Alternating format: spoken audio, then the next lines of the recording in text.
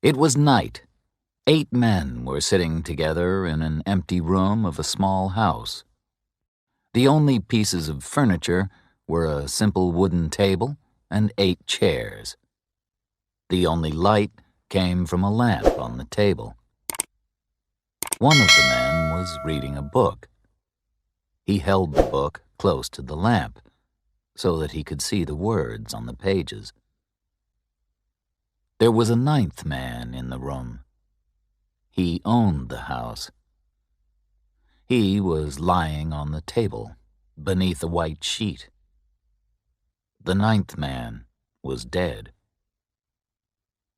It was quiet in the house.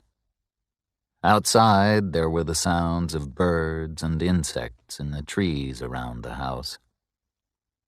Visitors from the city always noticed these strange cries and calls. But the men in the room took no notice of these sounds. They heard them every day. 7 of the men were farmers and woodsmen. They worked in the fields and forests every day of the year.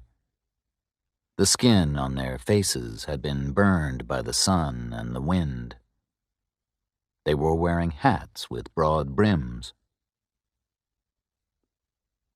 The man with the book did not look like the others. He was not wearing a broad-brimmed hat. His face was smooth, intelligent, and handsome. He looked like an educated, important man. He was a coroner. All of the men were here this evening to do an important job. An inquest was taking place in the room. The men had come to look at the dead body on the table. They had to answer this question: how did this man die? The coroner was reading a diary. It belonged to the dead man. The coroner and the 7 men were waiting for a witness to attend the dead man's inquest. Suddenly, they heard the sound of a horse galloping on the road. Someone was riding quickly toward the house. The horse stopped outside, the door opened, and a young man came in. "I'm late. I'm sorry," he said. "We've been waiting for you," said the coroner. "We must finish this job tonight. Hugh Morgan must be buried tomorrow morning. Where have you been?"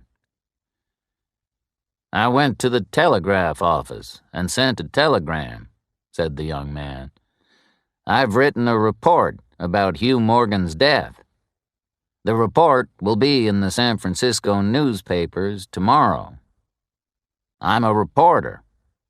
I write stories for the newspapers." "You're not here to tell us a newspaper story," said the coroner.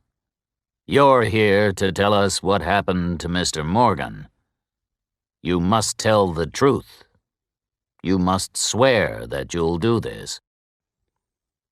"Yes, I'll tell you the truth," said the young man. "But you might not believe me." "That isn't a good beginning," said the coroner. "Is your newspaper report different from the story that you're going to tell us?" For a moment, the young man had an angry expression on his face. "I've come here to tell you what really happened," he said. "I promise that I'll tell you the truth. Everything that I say to you will be true. You can read what I wrote for the newspaper. These are the true facts. This is what I saw and heard and did. The report isn't fiction." "Let's begin," said the coroner. The men took off their hats. The young man lifted his right hand and began to speak slowly and clearly. I swear before God, I will tell the truth, the whole truth, and nothing but the truth," he said. "What is your name?" asked the coroner. "William Harker." "Age?" 27. "Did you know the dead man, Hugh Morgan?" "Yes, I did." "Were you with him when he died?" "I was near him." "Tell us what happened," said the coroner. "Why were you with Mr. Morgan, and what did you see?" "I was visiting him," said Harker. "Morgan and I were good friends. I live in San Francisco, but I often came here to stay with Morgan. We hunted birds and animals in the forest, and we caught fish in the rivers. Morgan and I went hunting and fishing together many times." "Tell us what happened on the day that Mr. Morgan died," said the coroner. "We left this house at sunrise," said Harker. "We wanted to hunt quails. We took Morgan's dog with us, and we both carried shotguns. Morgan told me there's a field of wild oats over the hill. There are many good large quails there. They'll be good to eat. So we went to the field. But we found something bigger than quails." "What do you mean?" asked the coroner. "Did you find an animal?" "Yes." "Well, no," said Harker. "I don't know what kind of animal it was, but I saw the oats moving in the field. Something was coming toward us. I couldn't see the animal, but I guessed that it was big. Morgan didn't say anything. He lifted his gun and aimed it at the oats." Harker stopped speaking and looked toward the window. "Please continue, Mr. Harker," said the coroner. "What happened next?" "I pointed at the moving plants," replied Harker. "I said, 'Morgan, if that's a deer, you won't be able to kill it with a shotgun. You'll need a more powerful gun, a rifle. But maybe it's something bigger than a deer. It might be a bear or a mountain lion.' But Morgan didn't reply. He just aimed his gun at the oats and stared. I began to be afraid. Our shotguns wouldn't stop an angry bear or a lion." "Mr. Harker, you say that it was a big animal," said the coroner. "Do you know the difference between a bear and a lion and a deer?" "Yes, I do, sir," said the young man quickly and angrily. "And that's the strangest part of this story. I saw the oats moving, and I heard something coming through the plants, but I couldn't see what it was. A big thing was moving toward us, but I couldn't see it." "Did you speak to Mr. Morgan again?" asked the coroner. "Yes," said Harker. "I shouted, 'What is it?' But Morgan didn't reply. The animal, or thing, was coming closer, and Morgan got ready to fire his gun. Suddenly he said, 'It's that damned thing!' He was terrified." "Did Mr. Morgan know what it was?" asked the coroner. "Is that what you believe, Mr. Harker?" Yes, sir, Harker replied. I believe that Morgan had seen it before. Then he fired his gun, and I heard a terrible sound. It was the scream of a wild animal. And did you fire your gun too? Asked the coroner. No, I didn't. I couldn't, replied Harker. The smoke from Morgan's gun was in my eyes. I couldn't see where to aim my own gun. Then, suddenly, Morgan dropped his gun and started to run. He left you? Asked the coroner. Well, I was surprised, said Harker, but I didn't have time to think about it. Something knocked me to the ground. What knocked you down? Asked the coroner. Well, I didn't see it, but it was soft and heavy. It moved very fast. And then what happened? I heard wild screams near me. They were like the sounds made by dogs who were fighting. Then I saw that Morgan was fighting. He was on the ground. He was fighting for his life. Fighting what? Asked the coroner. I don't know, said the young man. I couldn't see anything, or anyone. But Morgan was on the ground, and there was a strange movement in the air around him. I don't know how to describe it. It seemed as if the fight was happening underwater. Sometimes I couldn't see one of Morgan's hands. Sometimes his head disappeared. Then his whole body moved again. And did you try to help Mr. Morgan? Asked the coroner. Of course I did. I ran toward him. But I found him like this. Harker pointed to the dead body on the table. And where was the animal? Asked the coroner. I don't know.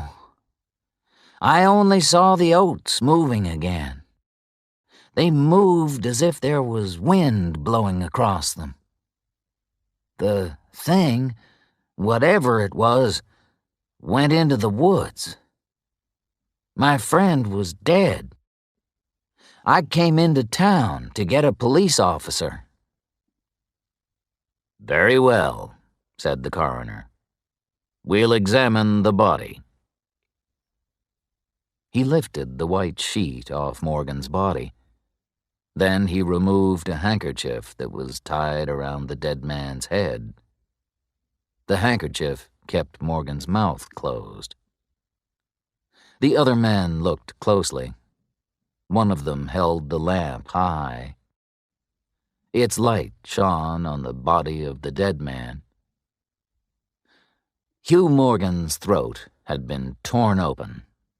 There were many terrible, deep injuries all over his body. His clothes were soaked with blood. Gentlemen, you've heard Mr. Harker's story, said the coroner. You've seen Mr. Morgan's body. What shall we write on the death certificate? Did a wild animal kill Mr. Morgan, or was he murdered? We must decide. The 7 men went out of the room and spoke together quietly for 2 or 3 minutes. William Harker turned toward the coroner. I see that you have Morgan's diary, sir, he said. Have you read it? Does it tell us anything important? I've read it quickly, said the coroner. No, it doesn't tell us anything about the cause of Mr. Morgan's death. The 7 men came back into the room. One of them stood in front of the coroner and spoke. "We believe that Hugh Morgan was killed by a mountain lion," he said. "Thank you, gentlemen," said the coroner. "Everyone can leave now. Mr. Morgan will be buried in the morning. I'll send for an undertaker." That was the end of the inquest.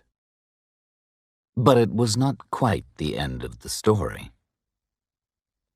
William Harker was a writer. He wanted to read Hugh Morgan's diary and write a story about his friend's death. He stayed in the town after Morgan was buried. A few days later, Morgan's property and belongings were sold. William Harker bought the diary.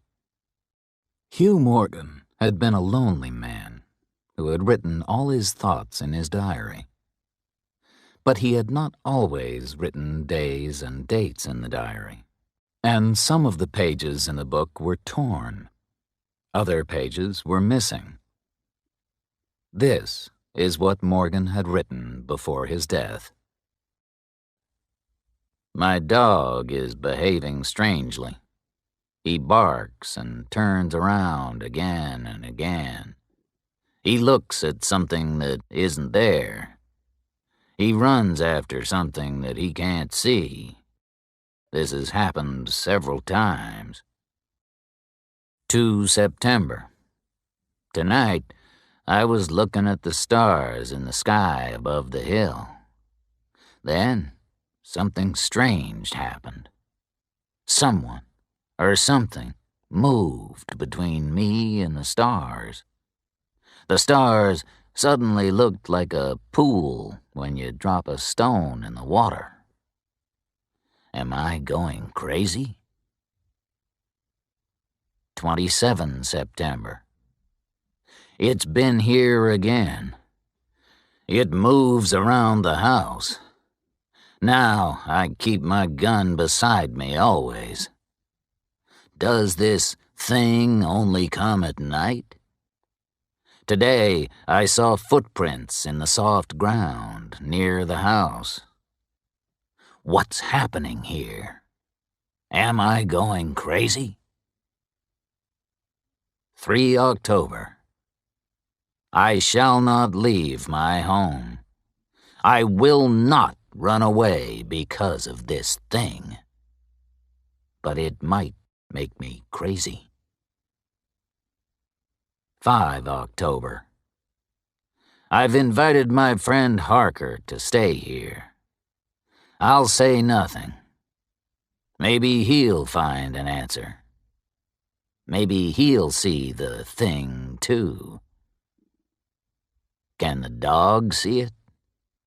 I'm sure that the dog hears it. It hears things that I can't hear. Can the dog see things that I can't see? Perhaps that is the answer. If there are sounds that men can't hear, are there colors that men can't see? Is the damned thing a color that men can't see?